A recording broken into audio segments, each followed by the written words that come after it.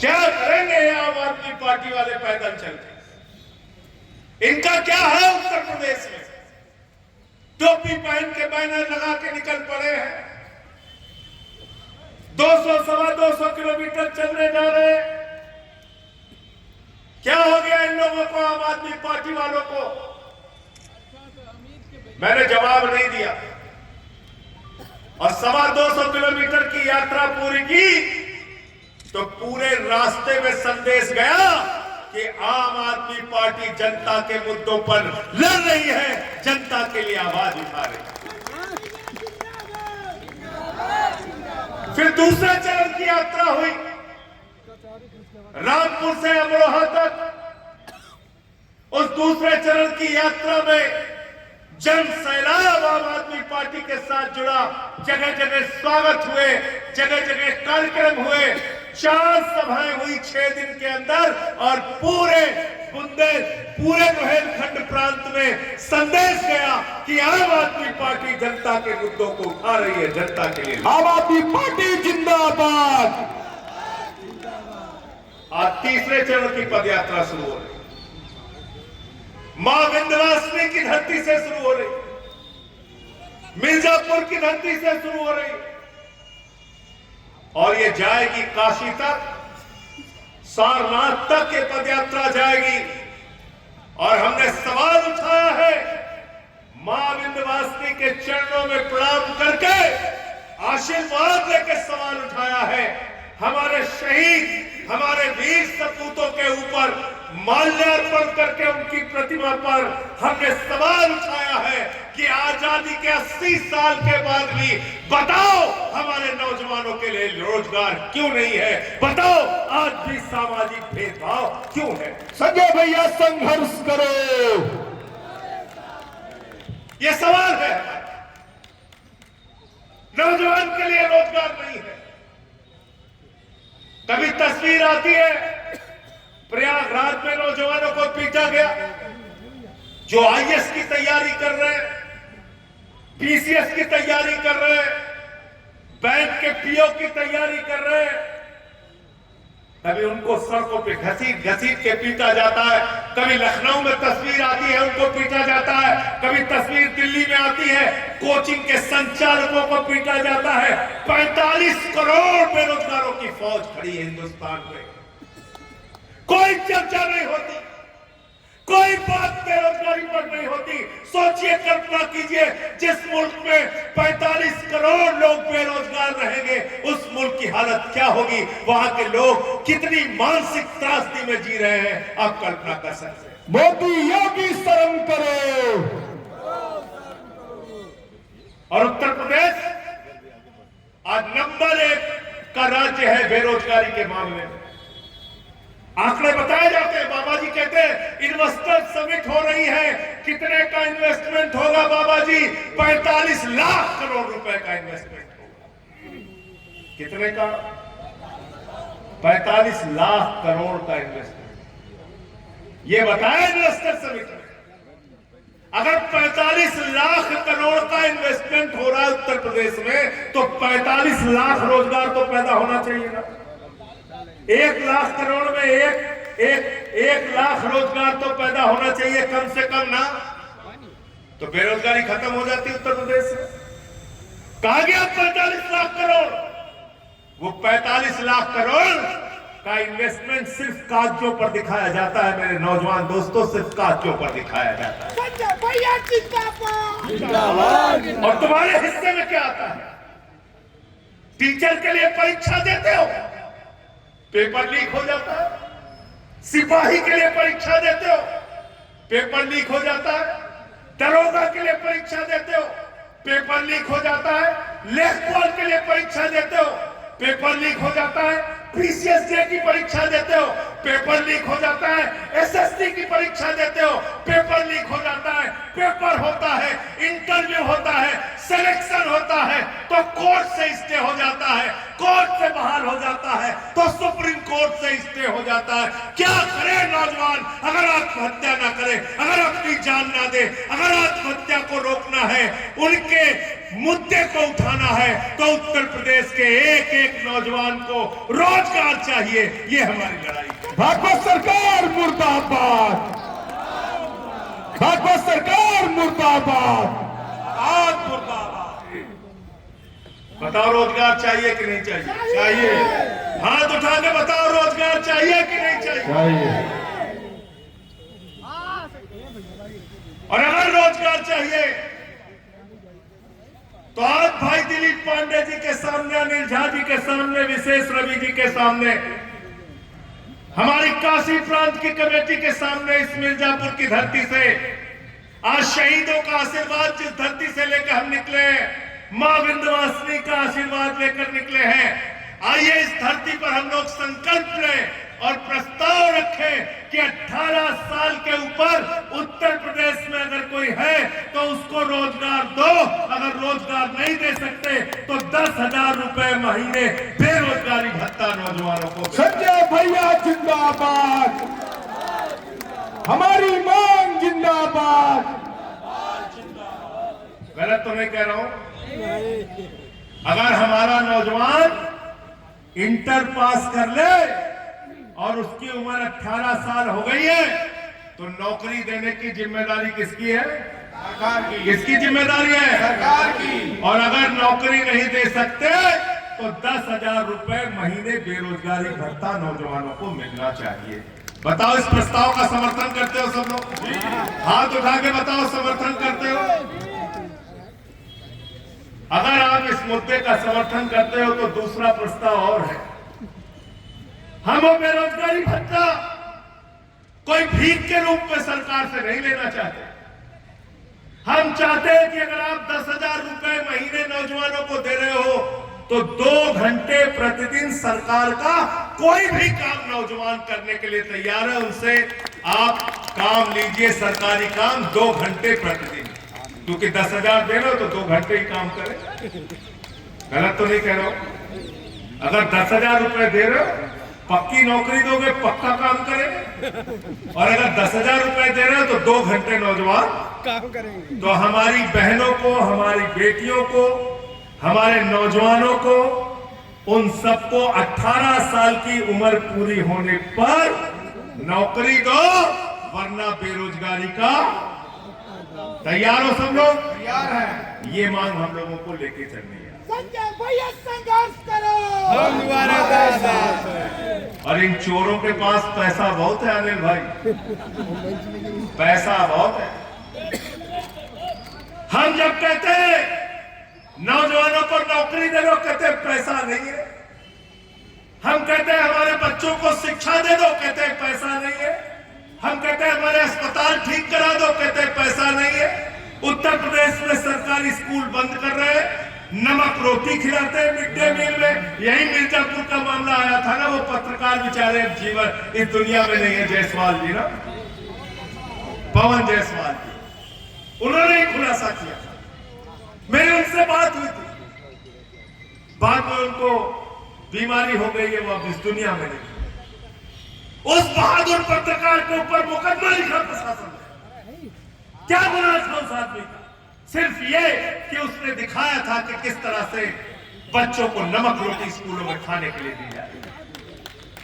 हम अभिनंदन करते हैं ऐसे पत्रकारों, हम सर झुकाते हैं उनकी पत्रकारिता। पत्रकारिता ये होती है, उन्होंने दिखाया तस्वीर। कहीं नमक भात खाने को मिलता है, कहीं चीटियां मिलती है भात में। उत्तर प्रदेश के अंदर आज जिस प्रकार से स्कूलों को बर्बाद किया जा रहा है, अस्पतालों को बर्बाद किया जा रहा है, तस्वीरें आती है अस्पतालों की, तस्वीरें आती है। ऑपरेशन मोमबत्ती में हो रहा है। ठिकाने झाजी में कुत्ते बैठे रहते हैं बेड के ऊपर। एम्बुलेंस इसी मिर्जापुर में प्रसव सड़क के किनारे हुआ, डिलीवरी किनारे हुई सड़क के, और एम्बुलेंस नसीब नहीं हुआ एक महिला को, और उससे धमका के बयान दिलवाया गया सरकार के पक्ष में।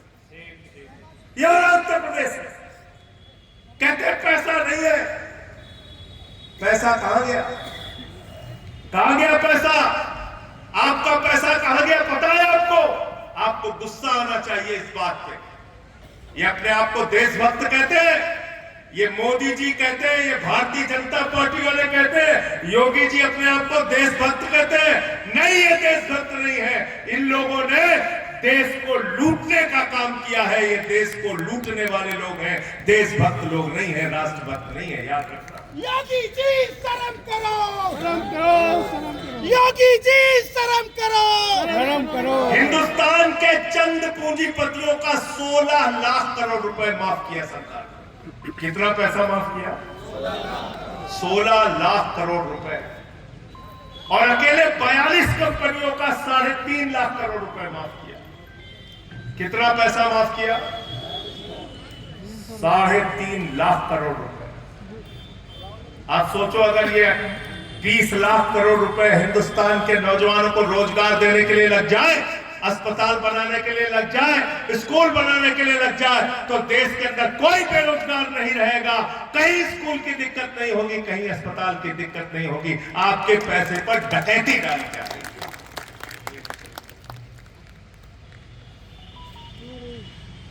कितना रुपया लेके भागा भाई वो नीरव मोदी?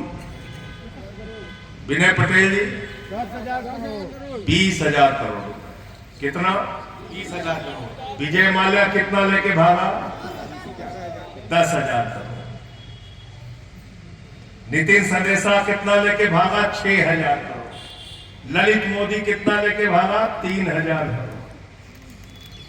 अच्छा, ईमानदारी से बताओ, अभी अगर मिर्जापुर के चौराहे पर 20,000 रुपए कोई चोरी कर ले तो कोई रिक्शे से उतर के मारेगा, कोई कार से उतर के मारेगा, कोई मोटरसाइकिल किनारे लगा के मारेगा, कोई साइकिल पर उतर के मारेगा। पुलिस वाले आ जाएंगे, वो भी 20-20 लाख मारेंगे। मारेंगे नहीं मारेंगे बताओ? तो मिर्जापुर में कोई 20,000 की चोरी कर ले, उस पर बहुत गुस्सा आता है। और तुम्हारी बैंकों में जमा तुम्हारा पैसा 20,000 करोड़ रुपए की डकैती होगी, तुम्हें गुस्सा नहीं आता? तुम्हें नाराजगी नहीं होती? गुस्सा करो।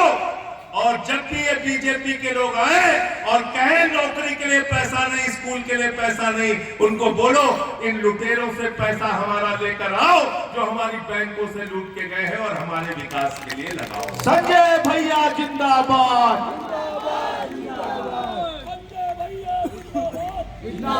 मुसीबत क्या है? समस्या क्या है? समस्या यह है मेरे दोस्तों कि आपको इन चीजों के लिए फुर्सत ही नहीं। आपको एक यूनिवर्सिटी खुली है, हमने सुना था अब तक इलाहाबाद विश्वविद्यालय, लखनऊ विश्वविद्यालय, आगरा विश्वविद्यालय, मेरठ विश्वविद्यालय, एक विश्वविद्यालय खुल गया व्हाट्सएप विश्वविद्यालय। दिन रात उसी व्हाट्सएप विश्वविद्यालय में आपको व्यस्त कर दिया। नौकरी नहीं, व्हाट्सएप विश्वविद्यालय में काम करो।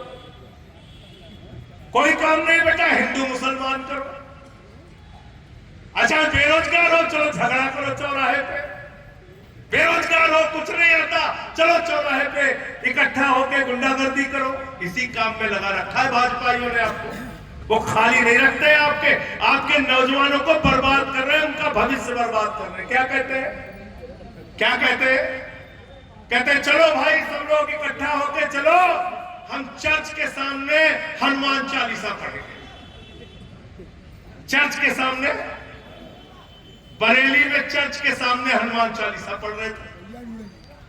कहते चलो भाई सब लोग इकट्ठा होकर चलो हम लोग मस्जिद के सामने रामचरितमानस का पाठ करेंगे। अरे बेईमानो, हनुमान चालीसा अगर पढ़ना है तो बजरंग बली के मंदिर में जाओ, हनुमान चालीसा पढ़ो और बजरंग बली का आशीर्वाद लेके आओ, तुम्हारा भी भला हो जाएगा। हनुमान चालीसा चर्च के आगे नहीं पढ़ा जाता, हनुमान जी के मंदिर में पढ़ा जाता। मूर्ख बेईमानों, शर्म करो।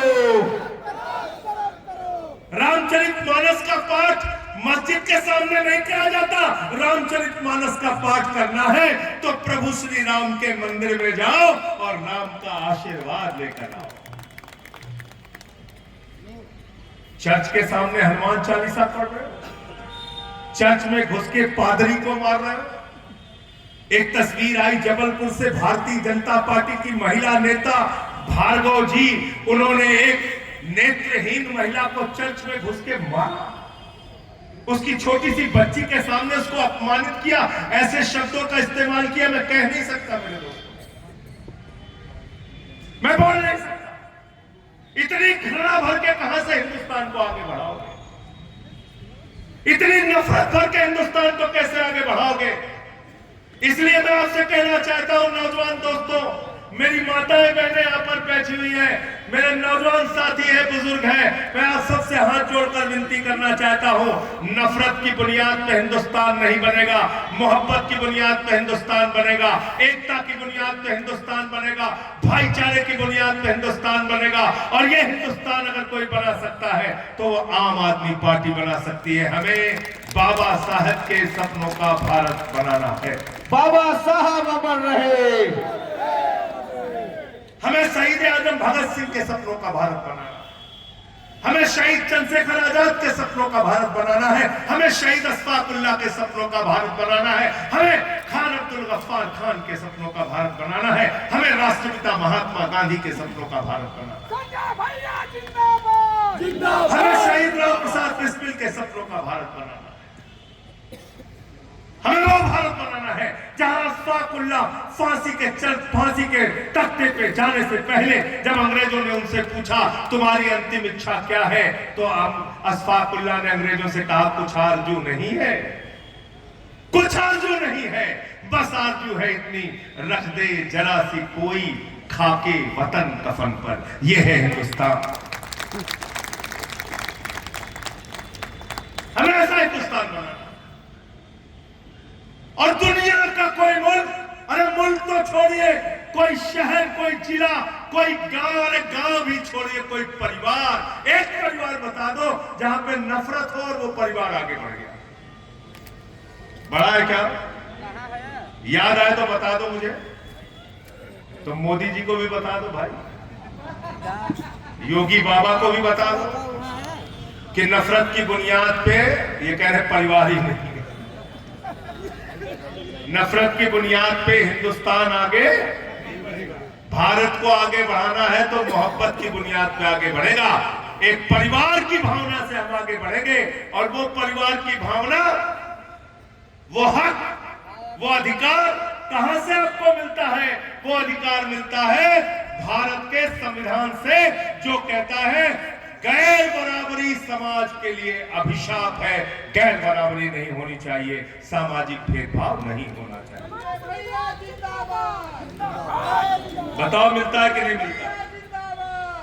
उसी संविधान में लिखा बाबा साहब ने सभी धर्म के लोगों को अपनी अपनी धार्मिक मान्यताओं के हिसाब से उपासना, पूजा, अर्चना, इबादत और प्रेयर करने की आजादी है, अपने धार्मिक संपत्तियों का प्रबंधन करने की आजादी है। उसी संविधान में लिखा हुआ, उसी संविधान में लिखा हुआ है जो पिछड़े, शोषित, वंचित, दलित, आदिवासी हैं, उनको आरक्षण देकर आगे बढ़ाइए, उनकी सामाजिक दशा को सुधारिए, उनको राजनीतिक रूप से भी भागीदारी दीजिए। लिखा है नहीं लिखा? बताओ, लिखा है नहीं लिखा है?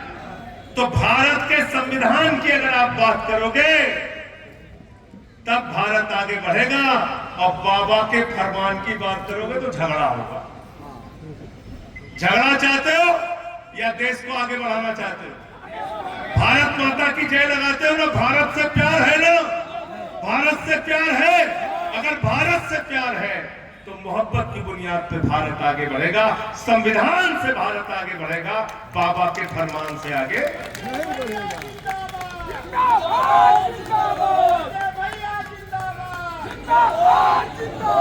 SIR हो रहा उत्तर प्रदेश, SIR हो रहा, तो संविधान के लिए हमारा दूसरा प्रस्ताव है।